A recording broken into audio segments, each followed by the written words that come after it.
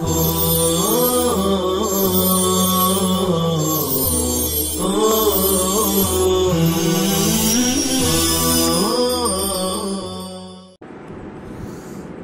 الله الرحمن الرحيم. ومثال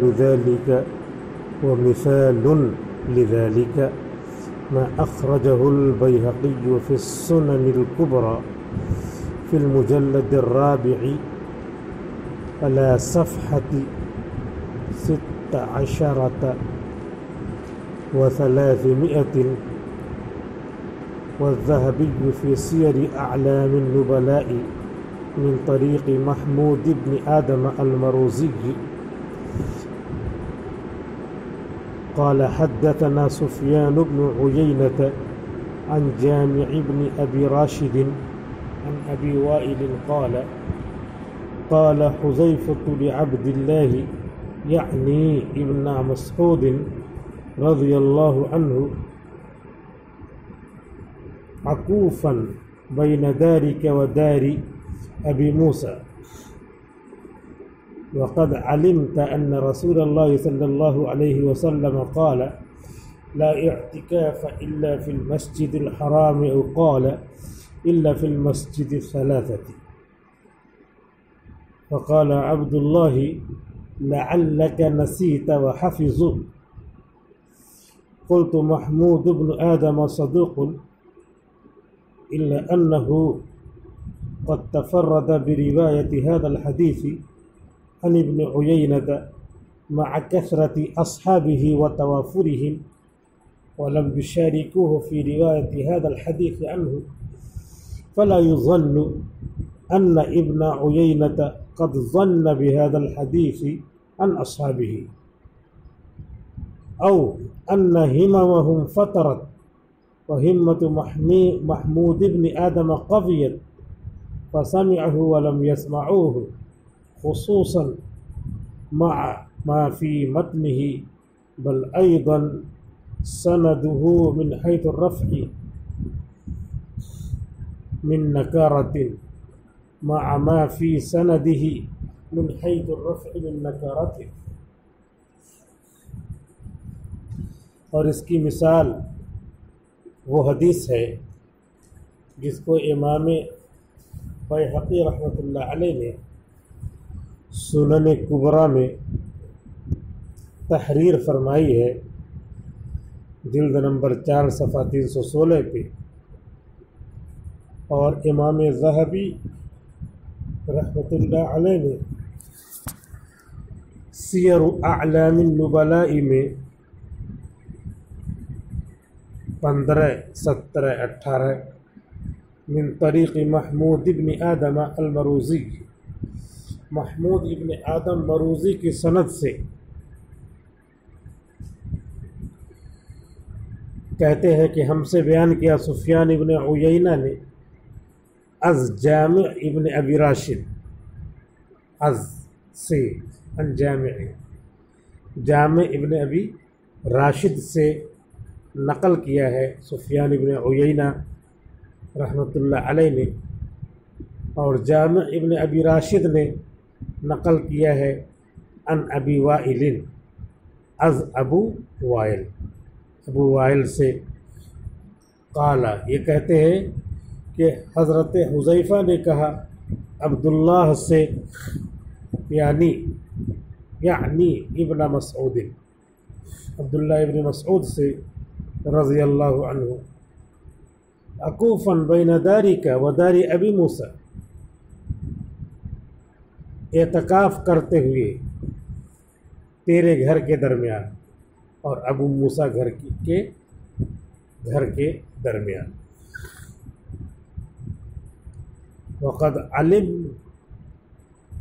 وقد علمت، اور مجھے معلوم ہے، وقد علمت، اور آپ کو معلوم ہے، یعنی مخاطب کہیں گے تو یہ ترجمہ ہوگا کہ رسول اللہ صلی اللہ علیہ وسلم نے ارشاد فرمایا لا اعتکاف الا فی المسجد الحرام، اعتکاف نہیں ہے مگر مسجد حرام میں، او قال، یا فرمایا الا فی المساجد الثلاثۃ، مگر 3 مسجدوں میں، مسجد نبوی میں، مسجد مکہ میں اور مسجد اقصی میں۔ فقال عبد اللہ لعلک نسیت فقد علمت، اس کے اعتبار سے لگ رہا ہے کیونکہ لعلک کہا ہے۔ فقال عبد اللہ، تو حضرت عبداللہ ابن مسعود نے فرمایا، پوچھ لینا، جمع ہو گئے پھر آ کے بتا دیں۔ فقال عبد اللہ لعلک نسیت وحفظ،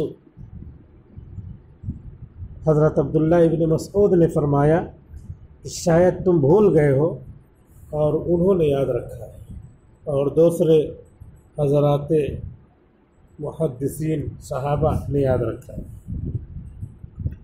قلت محمود بن آدم صدوق،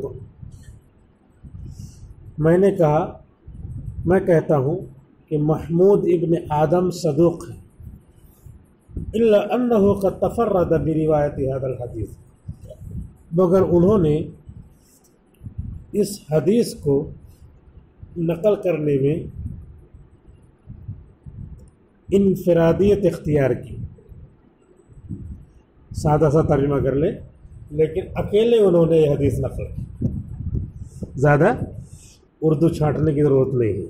قد تفرد بروایت هذا الحدیث، اس حدیث کو اکیلے انہوں نے نقل کیا، عن ابن عیینہ، عن ابن عیینہ،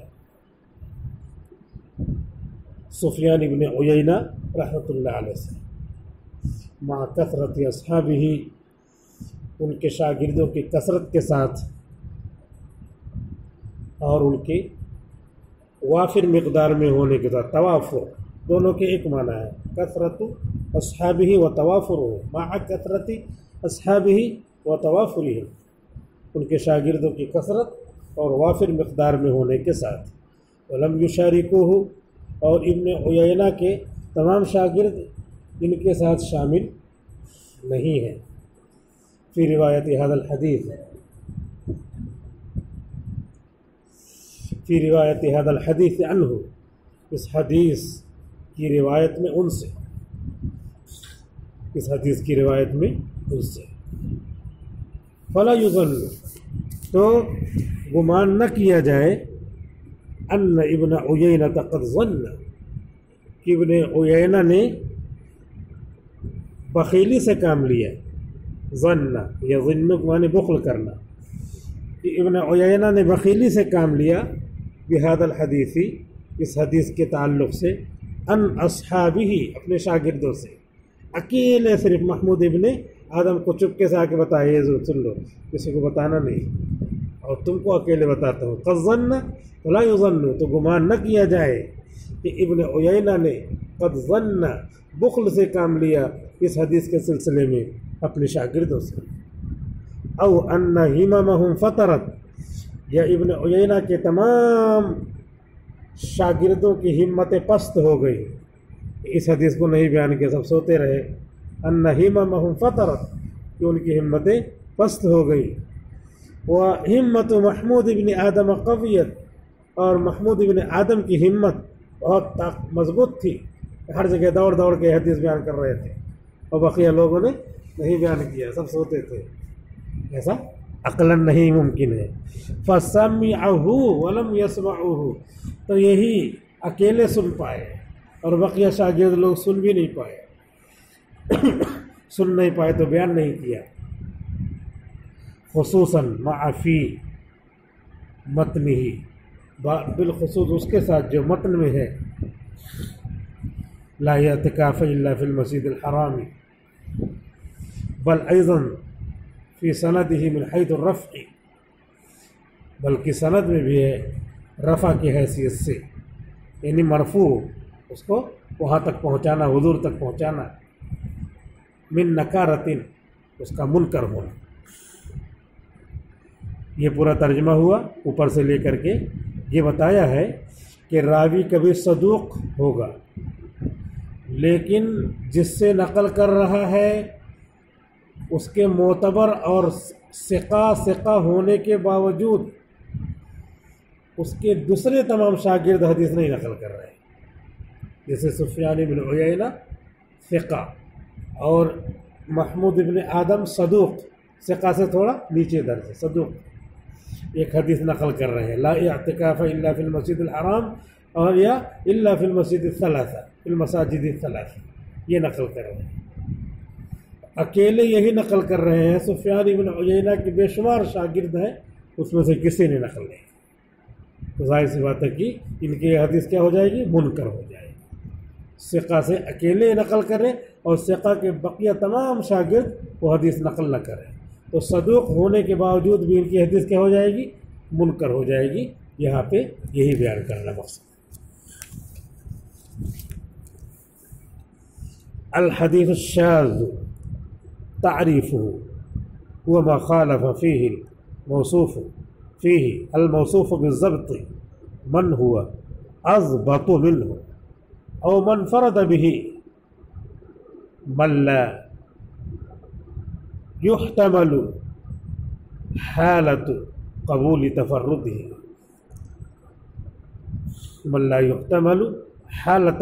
تفرده الحدیث الشاذ، اب یہاں حدیث شاذ کی تعریف کر رہے ہیں اور اس کی تشریح کر رہے ہیں۔ هو ما خالف فيه الموصوف بالضبط، حدیث شاذ کی تعریف یہ ہے کہ وہ ایسی حدیث ہے جس میں ما فیہ، وہ حدیث ہے جس میں ما موصول ہے، وہ راوی جو ضابط ہو، الموصوف بالضبط، وہ راوی جو موصوف بالضبط ہو یعنی ضابط ہو، مخالفت کرے من ہوا اضبط منہ، اس شخص کی، اس محدث کی جو اس سے زیادہ مضبوط ہو، اس سے زیادہ ضبط کا مالک ہو۔ یہ بتا دیا حدیث شاذ میں یہ راوی ہے، یہ راوی، دونوں راوی ہیں، یہ بھی ضابط یہ بھی ضابط، یعنی اس کا حافظہ قوی ان کا بھی حافظہ قوی، لیکن ان کا حافظہ کیا ہے؟ اقوا ہے ان سے، یہ ضابط یہ ضابط، لیکن یہ اضبط ہے اور یہ ضابط ہے۔ اب یہ حدیث نقل کر رہے ہیں اور انہوں نے بھی حدیث نقل کیا ہے، لیکن ان کی حدیث سے تھوڑا الگ ہے۔ اب یہی کہا جائے گا کہ یہ ضابط جو ہے اضبط کی مخالفت میں حدیث نقل رہے ہیں، دشمنی میں نہیں، اردو والا یہ مخالفت نہیں مراد ہے، بلکہ انہوں نے جیسے نقل کیا اس سے تھوڑا بدل کے انہوں نے نقل کیا۔ تو اگر ضابط اضبط کے خلاف حدیث نقل کرے تو وہ کیا ہوگی؟ حدیث شاذ، ضابط اضبط کے خلاف حدیث نقل، اور ثقہ اوثق کے خلاف نقل کرے تو وہ حدیث کیا ہوتی ہے؟ حدیث منکر، جیسا کہ ابھی اس سے پہلے بتایا یہ صدوق ہے، ثقہ ہے، لیکن اس سے بھی بڑے اوثق جو تھے ان کے خلاف حدیث نقل کیا تو پھر وہ ہو جائے گی حدیث منکر۔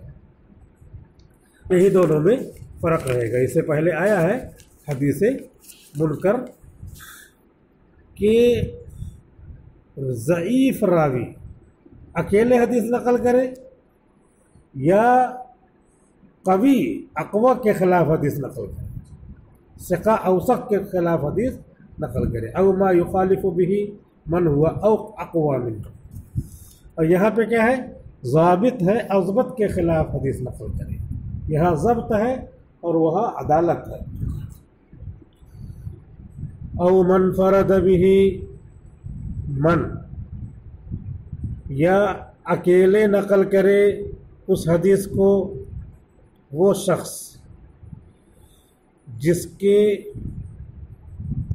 تفرد کی قبولیت کی حالت کو قابل برداشت نہیں کیا جاتا، لا یحتمل، جس کے ذوف کو برداشت نہیں کیا جاتا ہے، حالت قبول تفرد ہی، اس کے تفرد کی قبول کی حالت میں، اس کے تفرد کی قبولیت کی حالت۔ اس کی شرح کریں گے، شرح التعریف، اس تعریف کی شرح۔ الموصوف بالضبط کا کیا مطلب ہے؟ ای مقبول الحدیث، یعنی جن کی حدیث مقبول ہو، ضبط ان کا کیا ہے قابل لحاظ ہے. سواء کان ثقۃ حافظا، چاہے ضبط کے ساتھ ثقہ اور حافظ بھی ہو، حافظ حدیث ہو، او ثقۃ یا صرف ثقہ ہو. یعنی ثقۃ حافظا کا مطلب ہے مضبوط اور مضبوط ہے. ثقہ حافظ دو لفظ استعمال کیا تو ان کا اعتبار اور بڑھا ہوا رہے گا. او ثقۃ یا صرف ثقہ ہو، او ثقۃ یخطئ یا ثقہ ہو لیکن خطا کر جاتے ہیں. ثقۃ کان ثقۃ یخطئ، یا ثقہ ہو خطا کر جاتے ہیں. او صدوقا حسن الحدیث، یا صدوق ہو اور ان کی حدیث حسن ہے. الموصوف بالضبط میں اتنی تشریح کر دی کہ جو ضابط ہو. ضابط کیسا ہوگا؟ ثقہ ہے، معتبر ہے، ایک دم اعلیٰ درجے کا ثقہ ہے. ثقۃ یا ثقۃ حافظ، محدثین ان کی دو صفتیں نقل کرتے ہیں. اتنا ہے وہ بھی موصوف بالضبط میں آئے گا. یا صرف ثقۃ یعنی تھوڑا سا کم ہے ان سے، وہ بھی موصوف بالضبط میں آئیں گے. یا ثقۃ یخطئ، ثقہ عدالت میں جو ہے عدالت کی طرف اس کا مرجع ہے. ثقۃ یخطئ لیکن ضابط ہے. یا صدوق حسن الحدیث، صدوق ہے، حدیث ان کی حسن ہوتی ہے. تو یہ سب جو ہے موصوف بالضبط کہلائیں گے. یہاں پر یہ موصوف بالضبط نے اپنے سے زیادہ ضابط کے خلاف حدیث نقل کی، یعنی مقبول الحدیث تھے، ثقہ حافظ تھے اور ضابط تھے، لیکن اضبط کے خلاف حدیث نقل کی. یا صرف ثقہ تھے اور اپنے سے زیادہ ضابط کی، اپنے سے زیادہ حافظے والے کی مخالفت کی. یا ثقۃ یخطئ تھے، ثقہ تھے لیکن خطا ہو جاتی تھی، تو اضبط کے خلاف انہوں نے حدیث نقل کی. یا صدوق تھے یعنی تھوڑا سا کم درجے کے ثقہ سے، اور اضبط کے خلاف حدیث نقل کیا، تو ان کی حدیث کیا ہو جائے گی؟ حدیث شاذ. من ہوا اضبط منہ، اس کی جو ان سے زیادہ حافظے میں قوی ہو. ای من ہوا اعلی منہ فی المرتبۃ من حیث الضبط، یعنی وہ راوی جو ان سے اعلیٰ ہو مرتبے میں ضبط کے اعتبار سے. ثقہ نہیں دیکھا جائے گا، ضبط کے اعتبار سے اعلیٰ ہو. اگرچہ یہ ثقہ حافظ ہے لیکن ان کی حدیث دونوں میں فرق کیا ہے؟ یہ ضابط ہے، یہ اضبط ہے. اضبط کے خلاف میں نقل کیا، خود ثقہ اور حافظ ہے، تب بھی ان کی حدیث کیا ہو جائے گی؟ شاذ ہو جائے گی. من ہوا اضبط منہ، وہ جو کہ ان سے زیادہ ضابط ہوں. ای من ہوا اعلی منہ فی المرتبۃ من حیث الضبط، یعنی وہ جو اعلیٰ ہو ان سے مرتبے میں ضبط کے اعتبار سے. فالثقۃ اعلی مرتبۃ من الصدوق، تو ثقہ اس کا مرتبہ، ان کا مرتبہ بڑھا رہتا ہے صدوق سے. تو ثقہ ان کا مرتبہ بڑھا رہتا ہے صدوق سے. یہ کہنا ثقۃ حافظ، ان کا مرتبہ ثقہ سے بڑھا ہوا ہے، اور ثقۃ کا مرتبہ ثقۃ یخطئ سے بڑھا ہوا ہے. اور صدوق حسن الحدیث سے ثقۃ کا مرتبہ بڑھا ہوا ہے، کیونکہ ثقہ کا لفظ آ گیا. اور صدوق یخطئ، صدوق یہ کیا ہے؟ ثقہ سے لیتے جاتے کہ ہیں، یعنی ان کی حدیث حسن ہوگی. ان کی حدیث کیا ہوگی؟ حسن ہوگی. ومن وثقہ ابن معین واحمد والنسائی وابو حاتم اعلی ممن وثقہ ابن معین والنسائی. یہ سب کتنی باریک باتیں ہیں، جب تک اس فن کو زیادہ نہیں پڑھیں گے تب تک صرف ثقہ کہہ کر کے نہیں پتہ چلے. اور جس راوی کی توثیق کرے ابن معین، امام احمد، امام نسائی، امام ابو حاتم رحمہم اللہ، چار کا نام لیا. چار لوگ ایک آدمی کو ثقہ کہہ رہے ہیں، اور ایک آدمی کو ثقہ کہہ رہے ہیں ابن معین اور نسائی. اعلی ممن وثقہ ابن معین والنسائی، ایک راوی کو ابن معین اور نسائی ثقہ کہہ رہے ہیں، ثقہ ان کو بھی کہا، لیکن ان کو 2 آدمی ثقہ کہہ رہے ہیں، ان کو 4 آدمی، تو ان کا جو ہے مرتبہ بڑھ جائے گا، ثقہ میں ان کا مرتبہ بڑھ جائے گا۔ والحافظ الثقة اعلی من الثقة، اور حافظ ثقہ کا مرتبہ بڑھ جائے گا ثقہ سے، وہکذا، اور اسی طرح آگے بھی آئے گا۔ 20 منٹ ہو گیا، آپ کا ٹائم ختم ہو گیا، سیشن یہ کمپلیٹ۔ السلام علیکم ورحمۃ اللہ وبرکاتہ۔